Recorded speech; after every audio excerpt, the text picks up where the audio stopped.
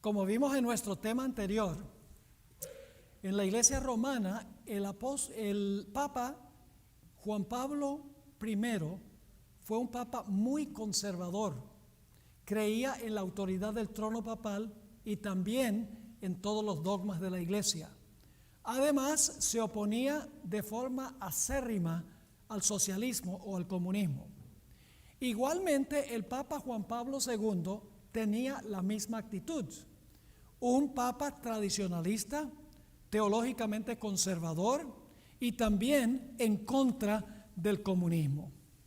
Pero los tópicos de conversación de estos papas conservadores eran asuntos sociológicos, como por ejemplo hablar en contra del matrimonio homosexual, en contra de la eutanasia, en contra del aborto, en contra de la confusión de género y asuntos de esa naturaleza, para que los políticos del mundo adoptaran la forma de pensar y apoyaran a la Iglesia romana.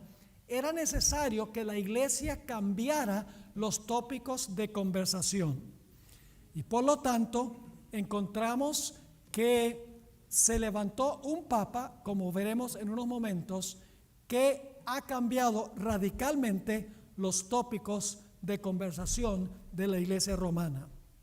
Los gobernantes seculares del mundo y los medios de comunicación, que son mayormente liberales, y las Naciones Unidas no apreciaban estos puntos de discusión de estos papas conservadores. Los consideraban fuera de moda y los consideraban también como en contra del progresismo de la época. Según ellos, la Iglesia debía llegar a ser más inclusiva, debía ser pluralista. El posmodernismo y el deseo de ser políticamente correctos exigían un cambio de tópicos. Además de eso, necesitaban un papa que fuera más acorde con el socialismo y el comunismo que lo que habían sido los dos papas conservadores. En la década de los 70, el comunismo comenzó a causar problemas en Centroamérica y en Sudamérica. Los obispos jesuitas, como vimos, no eran tan solo católicos, sino también al mismo tiempo comunistas. En la década de los 80, la teología de la liberación penetró a la Iglesia romana. La teología de liberación es la versión cristiana del marxismo o del socialismo, con otro nombre. Y ahora los teólogos que sostenían la teología de la liberación, que eran mayormente jesuitas, comenzaron a cuestionar los dogmas de la Iglesia y la autoridad del trono papal. Ellos pretendían creer todavía en los dogmas de la Iglesia. Usaban la misma terminología, pero con un significado distinto. Quiero leer esta cita que se encuentra en el libro Los Jesuitas, página 51, a donde este jesuita ultraconservador, Malachi Martin, describió cómo usaba la misma terminología, pero con otro significado. Leo de la siguiente manera: la teología de la liberación era el modelo perfecto para los sandinistas. Incorporó el objetivo mismo del marxismo-leninismo, recogía la clásica lucha de masas marxista para liberarlas de toda dominación capitalista. Y por encima de todo, el bebé marxista quedaba a la postre arropado con los pañales de la antigua terminología católica. Es decir, el bebé tiene la misma terminología, pero con otro significado. Sigue la cita: los vocablos y las frases cargadas de significación para el pueblo eran trastrocados e invertidos. El Jesús histórico, por ejemplo, se convertía en un revolucionario armado. El Cristo místico se transformaba colectivamente en el pueblo oprimido. La Virgen María pasaba a identificarse con la madre de todos los héroes revolucionarios. La Eucaristía resultaba ser el pan elaborado libremente por los obreros liberados. El infierno era el sistema capitalista. El presidente de los Estados Unidos, jefe de la nación que lo representaban, encarnaba el gran Satán. El cielo se trocaba en el paraíso en la tierra de los trabajadores, entre los cuales ha sido abolido el capitalismo. La justicia venía a ser el descuajo de los beneficios capitalistas que serían devueltos al pueblo, al cuerpo místico de Cristo, a los socialistas democráticos de Nicaragua. ¿Cómo les parece? La misma terminología, pero con un significado radicalmente distinto, cuestionando toda la teología tradicional de la Iglesia romana. En 1987, 2 años antes de la caída del muro de Berlín, dicho sea de paso, Malachi Martin escribió el libro al cual me he estado refiriendo. El libro se titula Los Jesuitas.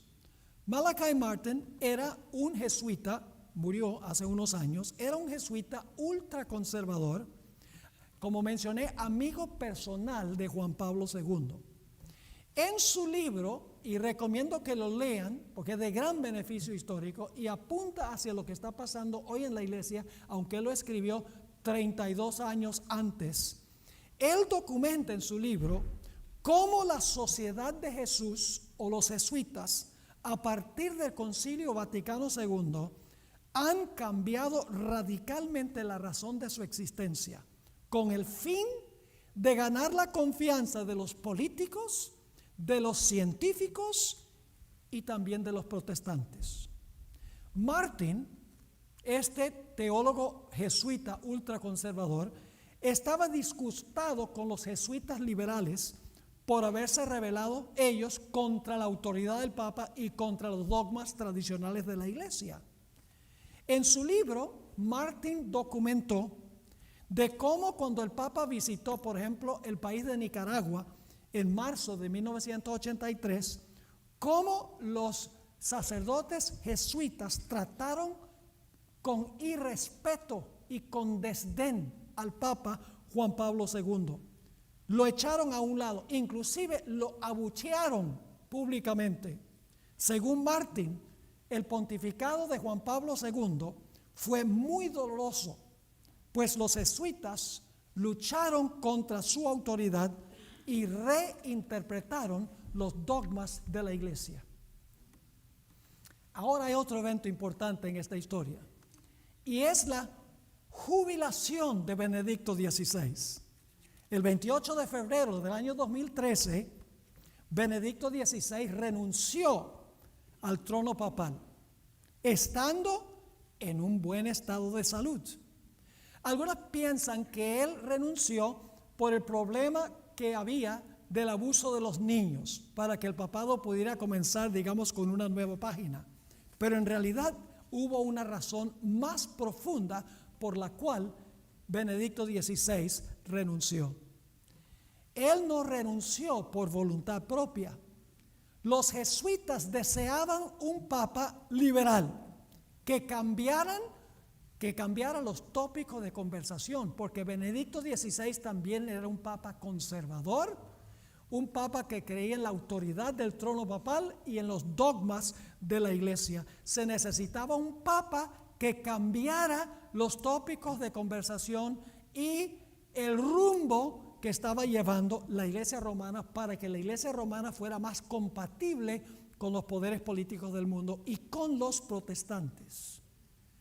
Elena White le dio al clavo en la cabeza cuando comparó el cambio de estrategia de los jesuitas con la apariencia variable del camaleón. La Iglesia Católica en su esencia no cambia, lo que cambia es su apariencia dependiendo de las circunstancias. Ella escribió: mejor descripción del papado que jamás haya leído. Forma parte de su política asumir el carácter que le permita realizar mejor sus fines, pero bajo la apariencia variable del camaleón oculta el mismo veneno de la serpiente. La mejor descripción del papado que he leído jamás. Malachi Martin describió la nueva misión de los jesuitas, aún tan temprano como durante el pontificado de Juan Pablo II. escribió en la página 13 de su libro: aun cuando el movimiento de los socialistas ha sido global desde el comienzo, fue sobre todo en América Latina donde la extraña alianza entre los jesuitas y el marxismo empezó a tener un ímpetu práctico. Esta es la síntesis: tesis, antítesis, y ahora el papado y el socialismo o los poderes seculares que se unen. Sigue diciendo: allí esta nueva misión jesuítica tenía el objetivo nada menos que la transformación de la cara sociopolítica del occidente. Continúa escribiendo en la página 17: al propio tiempo, en otros países centroamericanos, los jesuitas, ahora escuchen esto, los jesuitas no solo participaron en el entrenamiento guerrillero de cuadros marxistas, sino algunos se convirtieron ellos mismos en guerrilleros, sacerdotes guerrilleros, ¿sí? Católicos de nombre, pero al mismo tiempo marxistas o guerrilleros. Concerniente a la guerra de los jesuitas contra los dogmas de la iglesia, Martin escribió nuevamente en la página 17 de su libro: no hay un solo dogma importante o una ley moral principal del catolicismo romano que no haya sido desafiado o impugnado por jesuitas individuales, comenzando por los de más alto rango y más distinguida calificación. Un dogma que no ha sido cuestionado, según Malachi Martin. Uno de los jesuitas que más abogó por esta nueva síntesis entre el socialismo y el catolicismo fue lo que se considera posiblemente el más grande teólogo que ha tenido la Iglesia Católica en los últimos 100 años. Su nombre es Karl Rahner. Y Malachi describió a Rahner de esta manera: Karl Rahner dijo que a fin de lograr la unidad cristiana, era necesario desechar toda insistencia sobre la infalibilidad papal como dogma y dejar de hacer hincapié en todas las demás creencias referentes al romano pontífice y al catolicismo romano que habían sido propuestas y definidas por los papas desde el siglo IV. Interesante, ¿qué está diciendo Karl Rahner? Hay que desechar la idea de que el Papa es infalible. Y hay que desechar las demás creencias de la iglesia para que entonces podamos ¿qué? Tener la unidad cristiana. Cuando el Papa Benedicto se jubiló, entre comillas, el conclave se reunió en la Capilla Sistina para elegir a un nuevo Papa. Cuando salió el humo de la chimenea de la Capilla Sistina, la Iglesia Católica tuvo su primer papa jesuita. Yo pregunto, ¿se estaba cocinando esto hace un buen rato? Sí, señor, lo que la gente no conoce. ¿Por qué escogió Bergoglio el nombre Francisco? Él mismo dice por qué escogió el nombre.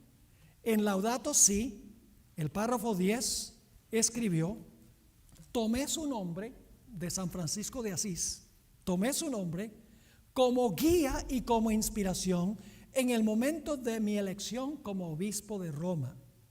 Es el santo patrono de todos los que estudian y trabajan en torno a la ecología, amado también por muchos que no son cristianos. Él manifestó una atención particular, es decir, a Francisco de Asís, él manifestó una atención particular hacia la creación de Dios. Ahí está el asunto del cambio climático. Y hacia los pobres y los abandonados. ¿Cuál es el énfasis ahora? El énfasis ahora es la ecología.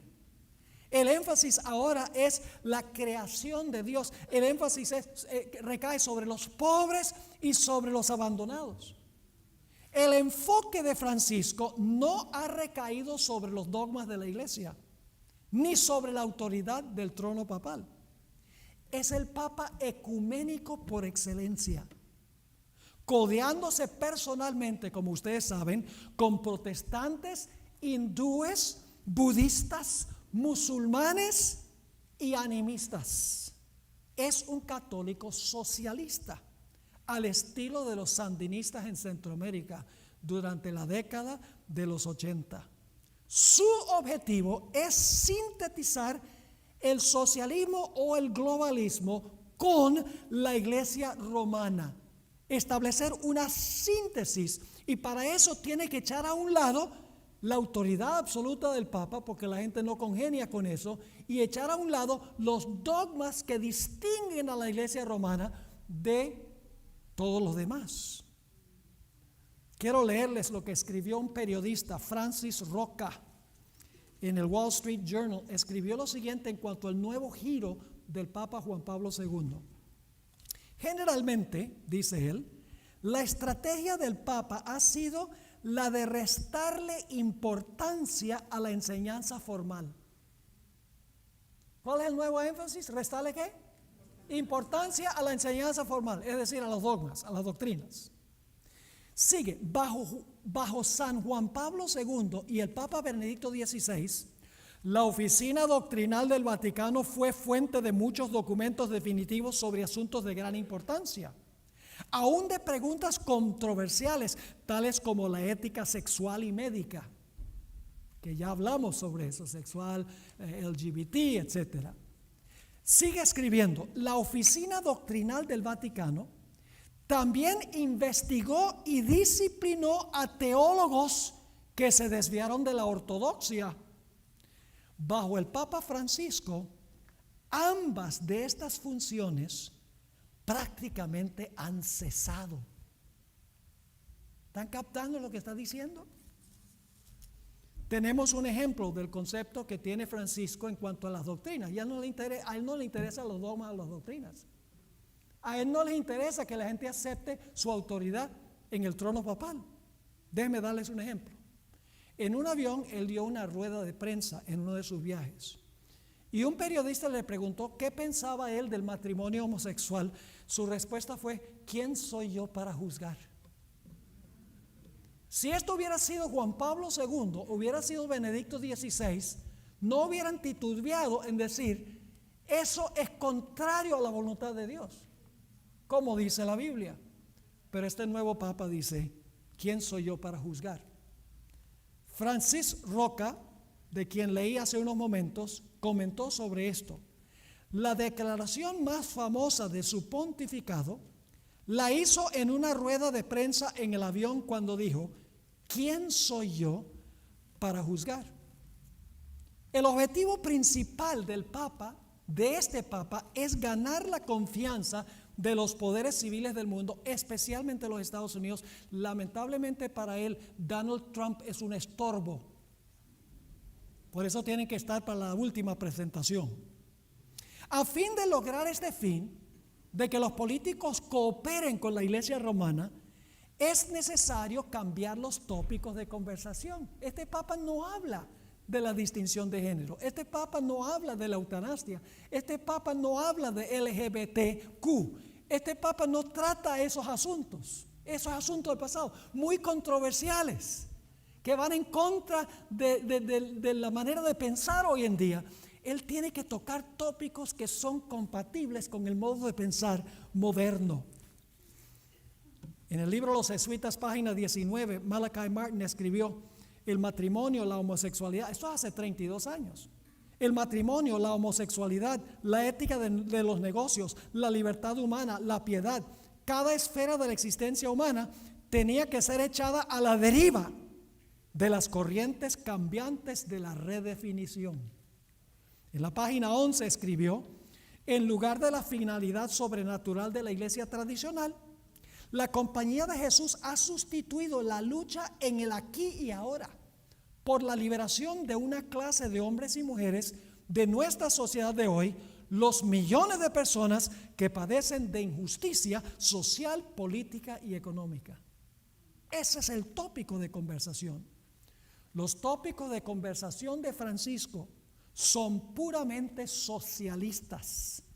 Ha usado el megáfono papal para hablar del cambio climático, de la pobreza, de transferir la riqueza de los países ricos a los países pobres, la necesidad de abrir las fronteras para permitir la inmigración libre.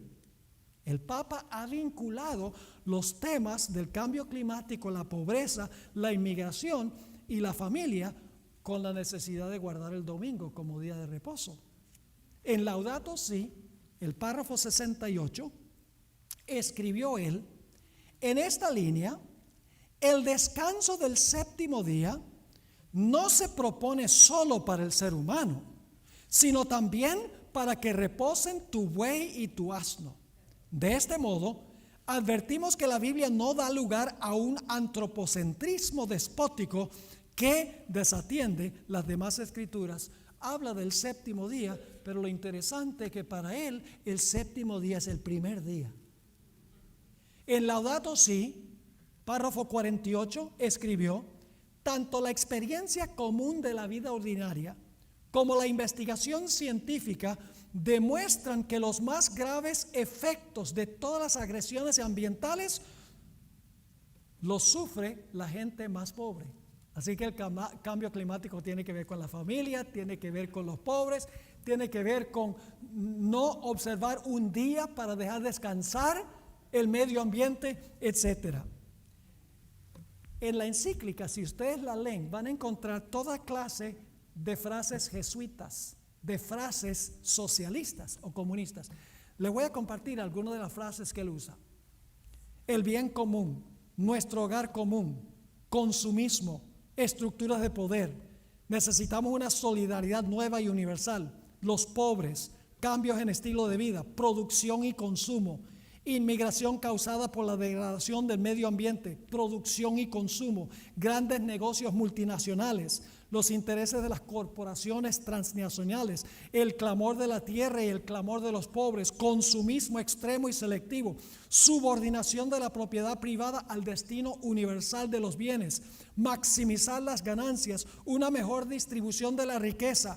Todo está interconectado, todo está interrelacionado. Todos estos tópicos son tópicos socialistas, completamente socialistas y podríamos decir casi comunistas. Quiero leerles algunos párrafos de su encíclica, muy interesante. En el párrafo 5 dice: todo esfuerzo por cuidar y mejorar el mundo supone cambios profundos en los estilos de vida, los modelos de producción y de consumo, las estructuras consolidadas de poder que rigen hoy la sociedad. Es decir, que tiene que haber un cambio profundo en estilo de vida, en producción y consumo y en las estructuras consolidadas del poder, es decir, los gobiernos del mundo. En el párrafo 51 escribió: la inequidad no afecta solo a individuos, sino a países enteros, y obliga a pensar en una ética de las relaciones internacionales, porque hay una verdadera deuda ecológica. Escuchen esto: hay una deuda ecológica particularmente entre el norte y el sur.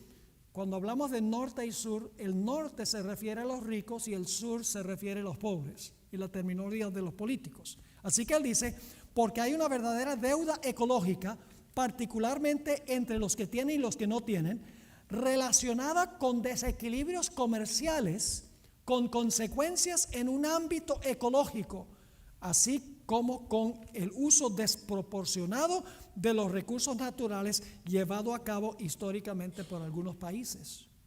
En el párrafo 52 escribió: es necesario que los países desarrollados contribuyan a resolver esta deuda, limitando de manera importante el consumo de energía no renovable y aportando recursos a los países más necesitados para apoyar políticas y programas de desarrollo sostenible. Sigue en el párrafo 52, corresponde enfocarse especialmente en las necesidades de los pobres, débiles y vulnerables. Es un debate a menudo dominado por intereses más poderosos, es decir, por los países capitalistas.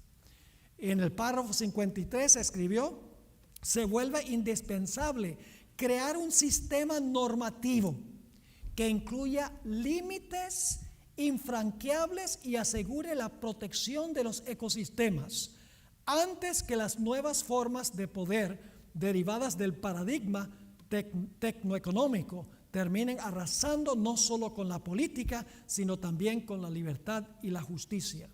El párrafo 93 escribió: la tradición, ahora escuchen lo que él dice de la propiedad privada. La tradición cristiana nunca reconoció como absoluto o intocable el derecho a la propiedad privada y subrayó la función social de cualquier forma de propiedad privada. Si la propiedad privada no es privada, sino es de todo el mundo, de acuerdo a necesidad. Eso es comunismo.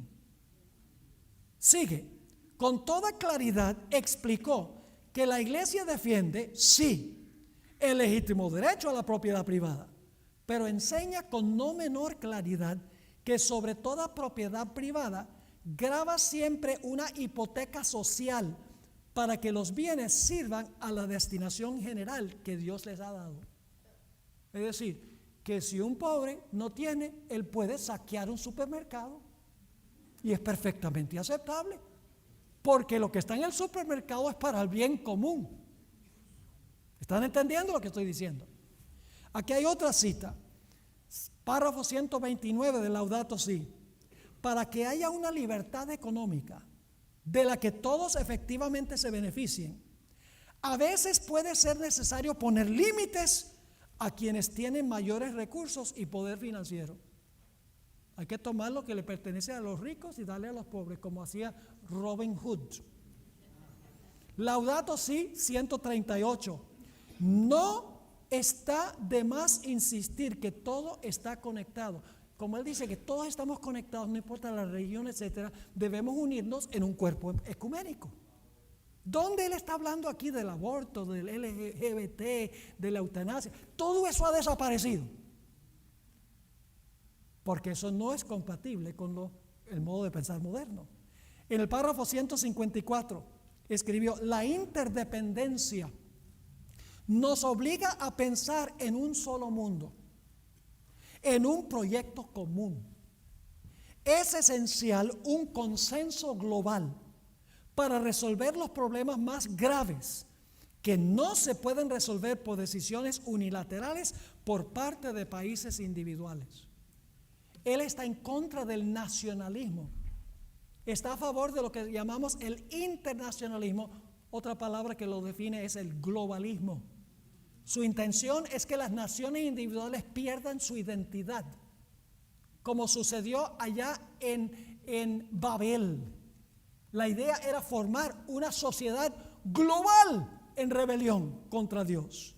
En el párrafo 169 escribió: las negociaciones internacionales no pueden avanzar significativamente por las posiciones de los países que privilegian sus intereses nacionales sobre el bien común global. Es decir, ya no se puede tener diálogo porque las naciones que tienen, ellos lo que quieren es quedarse con sus intereses nacionales y no quieren preocuparse por el bien global común. En el párrafo 208 escribió el Papa: si vencemos el individualismo. El papado está en contra del individualismo ahora, porque todo tiene que ser en común. Si vencemos el individualismo, podremos realmente desarrollar un estilo de vida distinto y serán posibles cambios significativos en la sociedad. Yo pregunto, ¿ustedes creen que las naciones que pertenecen a las Naciones Unidas les encantan estos nuevos tópicos de conversación? Claro que les encantan.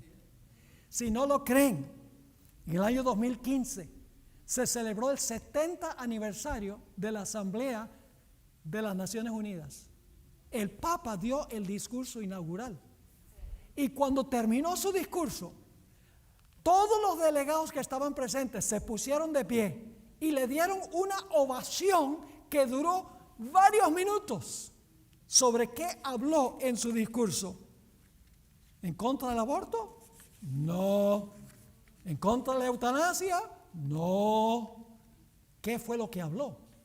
Lo que los gobernantes del mundo quieren oír. Nosotros a veces pensamos que lo que más necesita el papado para volver al poder es el apoyo de los protestantes. No. Lo que más necesita el papado para ascender al poder es recuperar el apoyo de los poderes civiles del mundo. Porque esa es la antítesis. Después de la Revolución Francesa, las naciones establecieron gobiernos independientes del papado. El papado solo puede recuperar el poder si sintetiza la Iglesia romana con los poderes seculares del mundo, particularmente los países socialistas. En el libro Los Jesuitas, página 12, encontramos la siguiente cita.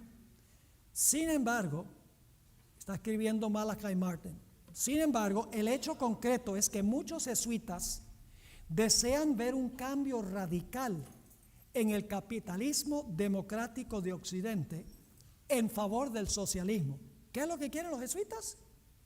Un cambio ¿de qué clase?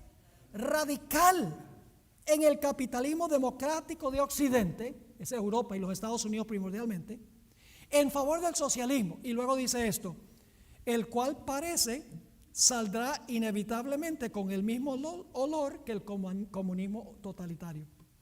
Es decir, tiene otro nombre, pero huele igual que el comunismo. La descripción que da Martin, 32 años después que escribió su libro, escribió el libro hace 32 años, pero pareciera que estuviera escribiendo hoy.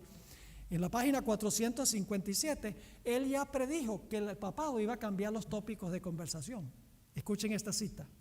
Por ende, concentrándose en las cuestiones de derechos humanos, refugiados, minorías, explotación de campesinos, trabajadores y mujeres, así como de los desamparados, la Compañía de Jesús se comprometería con la promoción de un orden mundial más justo, una solidaridad de las naciones ricas con las pobres y una paz duradera basada en los derechos humanos y la libertad.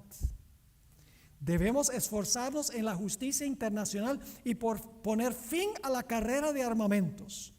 Mediante aquellas obras de justicia, los jesuitas estarían anticipándose a la nueva edad que va a venir. Pero la validez de nuestra misión dependerá en gran medida de nuestra solidaridad con los pobres. ¡Qué interesante!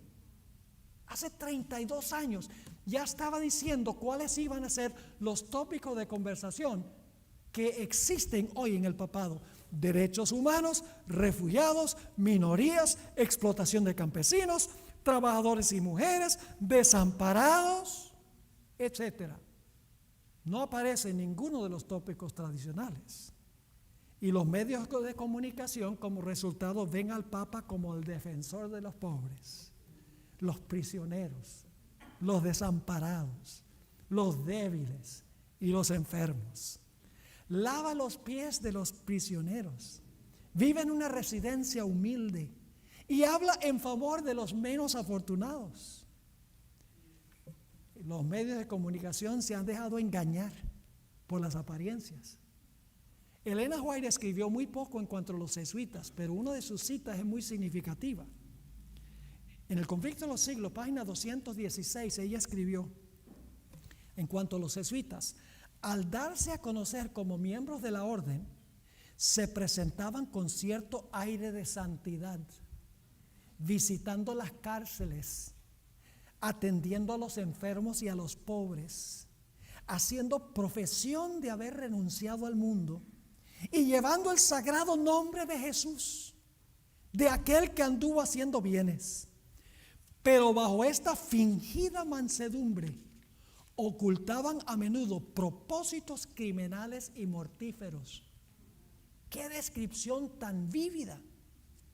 Las Escrituras pintan a un anticristo como un sistema tortuoso, calculador, tramposo, perspicaz, engañoso, astuto, pícaro e hipócrita.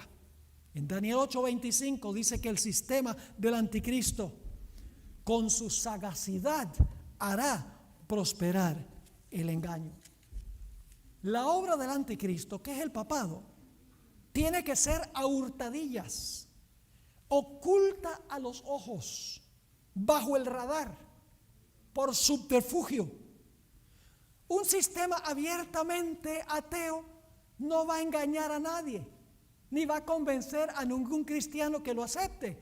Pero un sistema que profesa ser religioso y que al mismo tiempo es comunista, marxista o socialista, puede engañar a muchas personas. Ahora quiero hablar desde otro desarrollo muy interesante.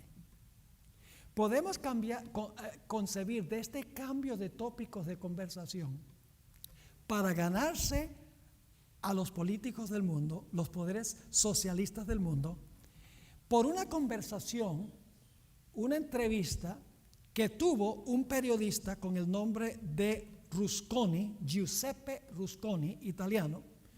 Hizo una entrevista con Arturo Sosa Abascal. Ahora, posiblemente ese nombre no suene como algo conocido en las mentes de ustedes. ¿Quién es Arturo Sosa Abascal? Bueno, permítanme decir en primer lugar que él fue elegido por el Papa Francisco como el Padre Superior del Orden de los Jesuitas, número 31, el 14 de octubre del 2016. Fue elegido por el Papa Francisco como el director de los jesuitas. La entrevista se hizo el 18 de febrero del año 2017. Ahora, la pregunta clave, ¿quién es este hombre Arturo Sosa Abascal? Arturo Sosa Abascal es un cardenal venezolano. Interesante, cardenal venezolano, jesuita venezolano. ¿En qué condición está Venezuela? ¿Qué sistema de gobierno tiene Venezuela?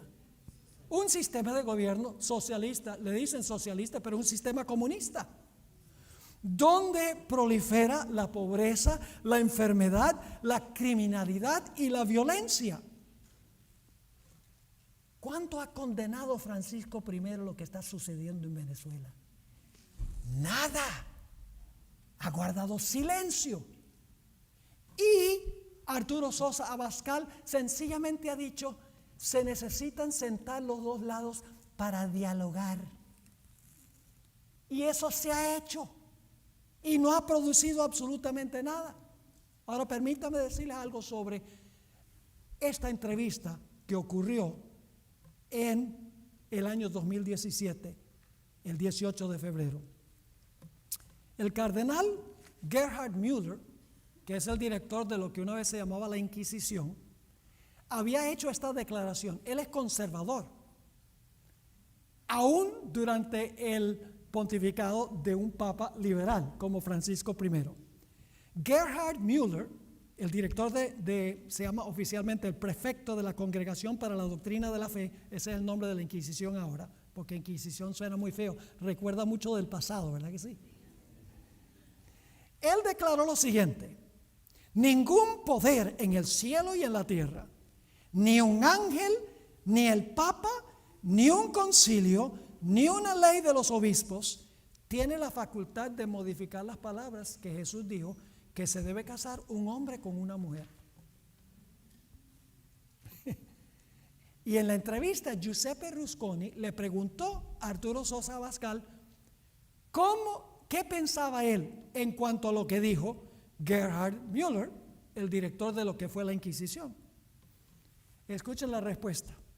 Recuerden que ya las doctrinas no importan en la iglesia, las dogmas no importan. Es el mismo sistema católico, pero con un cambio de cara, con un poco de maquillaje, podríamos decir. Pero detrás del maquillaje está el mismo sistema feo de siempre. Dijo esto: antes que nada, sería necesario comenzar una buena reflexión sobre lo que verdaderamente dijo Jesús. En esa época nadie tenía una grabadora para registrar sus palabras. Y luego sigue, peor la cosa. En el último siglo han surgido en la iglesia muchos estudios que intentan entender exactamente lo que quería decir Jesús. ¿Qué parte no entienden? Dejar al hombre padre y madre y se llegar a su mujer. Las palabras que citó Jesús. Sigue. Dice, esto no es relativismo, pero certifica que la palabra es relativa. Si la Biblia es relativa, dice él. El Evangelio está escrito por seres humanos. Está aceptado por la iglesia, que a su vez está formada por seres humanos. Por lo tanto, es verdad que nadie puede cambiar la palabra de Jesús, pero es necesario saber cuál ha sido esa palabra. Bueno, y la Biblia no dice cuál fue la palabra. Pero él dice, no sabemos que Jesús haya dicho lo que está escrito en la Biblia. Sigue diciendo en la entrevista, la iglesia se ha desarrollado en el transcurso de los siglos y no es un pedazo de concreto reforzado. La iglesia nació, ha aprendido, ha cambiado. Por esto es que se celebran concilios ecuménicos para enfocarse en los desarrollos de las doctrinas. No me gusta mucho la palabra doctrina. ¿Qué está diciendo este jesuita? ¿No le gusta qué? Yo pregunto, si la iglesia romana enfatizara sus doctrinas, ¿los poderes seculares del mundo se montarían con este sistema? Los protestantes, menos.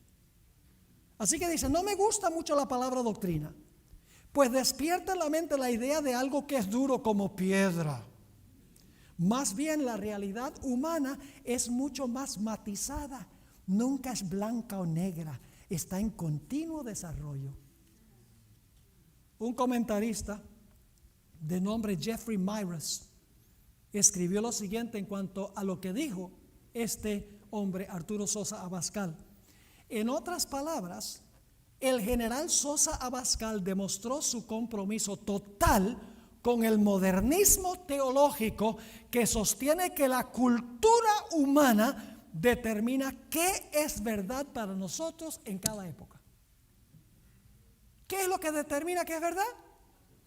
No la Biblia, sino que la cultura es la que determina lo que debemos hacer y lo que no debemos hacer. Yo pregunto, ¿eso es lo que le gusta a los gobernantes políticos del mundo? Oh, ya, ellos están bien con eso. Y los protestantes están llegando a ese punto también.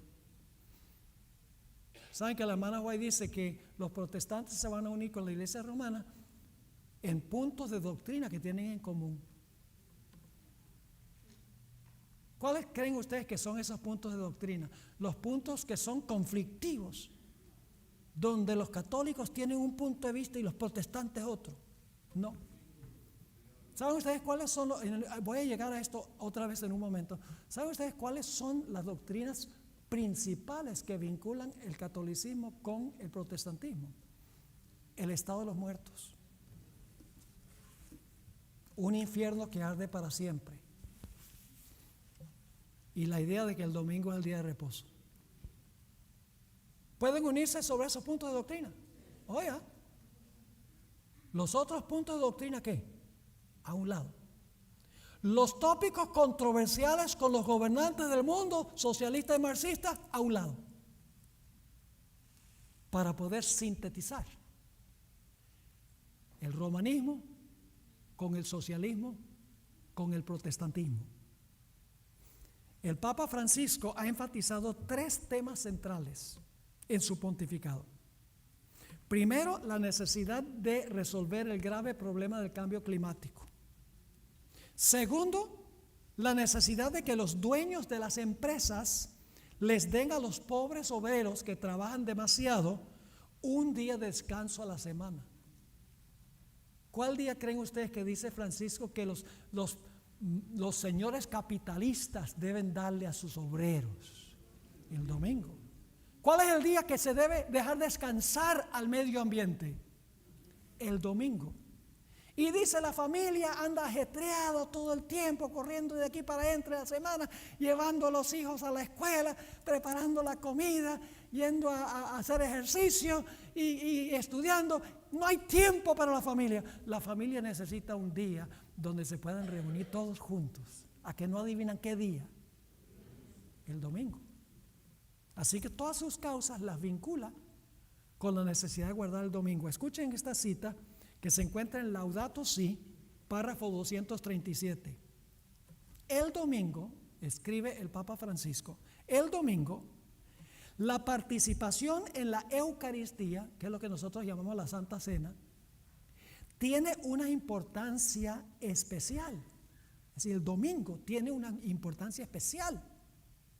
Ese día, así como el sábado judío, ¿cuántas veces dice la Biblia que el sábado, cuántas veces usa la frase el sábado judío? Nunca la Biblia se refiere al sábado como el sábado judío. Siempre dice el sábado del Señor tu Dios. Dios dice, quita tu pie de mi santo día. Y dice que Cristo es Señor del sábado. En ninguna parte se refiere al sábado judío. Despectivamente, Él dice sábado judío. Dice, ese día, el domingo, así como el sábado judío, se ofrece como un día de la sanación.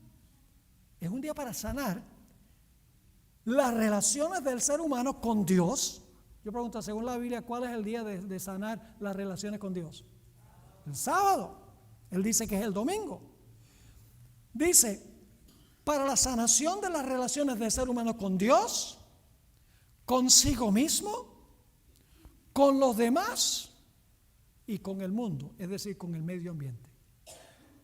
Ahí vincula todo. Ciertamente estas causas por las cuales aboga el Papa son loables. ¿Acaso no debemos preocuparnos por los pobres? Sí. ¿Quiénes deben ser los que mejor cuidan el medio ambiente? Los adventistas. ¿Quiénes son los que deben recibir a los inmigrantes que andan esparcidos por la tierra con gran necesidad? Nosotros. ¿Saben cuál es el problema? El problema es que Francisco se equivocó de día. Se equivocó de día. El objetivo final de Satanás en todo esto que hemos hablado, su objetivo final, hermanos y hermanas, es la implementación del domingo como día de reposo. Eso es lo que no se ve ahora. Pero para eso tiene que ganar la confianza y el apoyo de los poderes civiles del mundo. Tiene que ganar el apoyo de los protestantes. Y así la hermana White dice, los católicos, los protestantes y los mundanos. La expresión mundano se refiere a la gente secular. Verán en esta unión un medio de convertir al mundo e implementar el milenio tan largamente esperado. A eso va todo esto. El mundo no lo ve. Pero nosotros, a través del conflicto de los siglos y el libro de Apocalipsis, entendemos lo que está pasando y lo que pronto ocurrirá. Ahora quiero leerles una cita muy interesante. Tengo varias, pero solamente tenemos tiempo para leer una. Yo mencioné que hay ciertas doctrinas que unen a los protestantes con los católicos. Mencioné tres.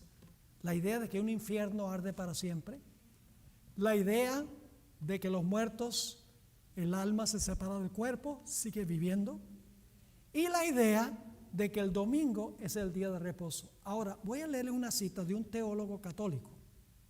Enseñó muchos años en la Universidad de Notre Dame, una de las grandes universidades católicas de los Estados Unidos, cerca de la Universidad de Andrews, en South Bend. Escribió un libro muy reconocido, su nombre es John O'Brien. Escribió el libro The Faith of Millions, la fe de millones. Y escuchen lo que dice. Siendo que el sábado y no el domingo se especifica en la Biblia, ¿no es curioso que los que no son católicos y quienes profesan tomar su religión directamente de la Biblia y no de la iglesia, observen el domingo en lugar del sábado? Sí, claro que los protestantes son inconsistentes, pero este cambio del día de reposo se hizo unos 15 siglos antes que naciera el protestantismo. Y para ese tiempo la costumbre se observaba ya universalmente.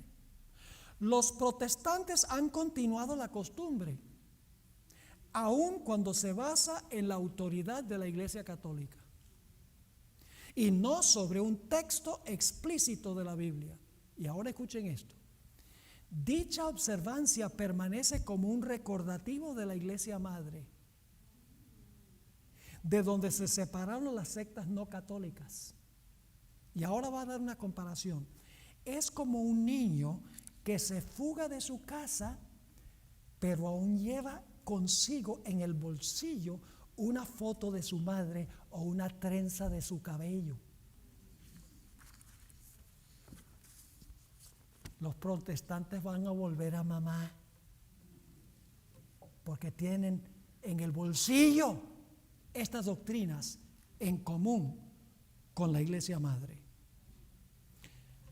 Ahora, para terminar, yo quiero preguntar, ¿la iglesia adventista tiene un mensaje especial para este tiempo? Hermanos y hermanas, no podemos perder el tiempo presentando en la iglesia lo que se presenta en las iglesias evangélicas. No tiene nada de distintivo. O en las iglesias pentecostales. Nosotros tenemos un mensaje especial para este tiempo. Nuestro nombre fue escogido por providencia divina. Permítame mencionar cómo ocurrió. El 26 de septiembre de 1860 se reunió un comité en la ciudad de Battle Creek, Michigan, con el fin de darle un nombre al movimiento adventista. Entre los miembros de este comité se encontraban el hermano Loughborough, uno de los grandes pioneros, el hermano Hewitt y el hermano Poole. Varios ministros sugirieron que el movimiento se le debería darle el nombre Iglesia de Dios o Iglesia de Cristo. El hermano Hewitt objetó y el hermano Poole objetó y dijo: todas las iglesias pretenden ser de Cristo e Iglesia de Dios. ¿Qué tiene eso de distintivo? Después de una larga discusión, el hermano Poole hizo la siguiente sugerencia: resuelto, que nos llamemos adventistas del séptimo día. Esto se aprobó con un solo voto en contra, uno de los que había dicho que se debía llamar la Iglesia de Dios. El 23 de octubre del año 1860, en la revista Review and Herald, que hoy es la revista adventista, se publicó la siguiente notificación: se propuso el nombre adventista del séptimo día por ser sencillo y expresivo de nuestra fe y nuestra posición.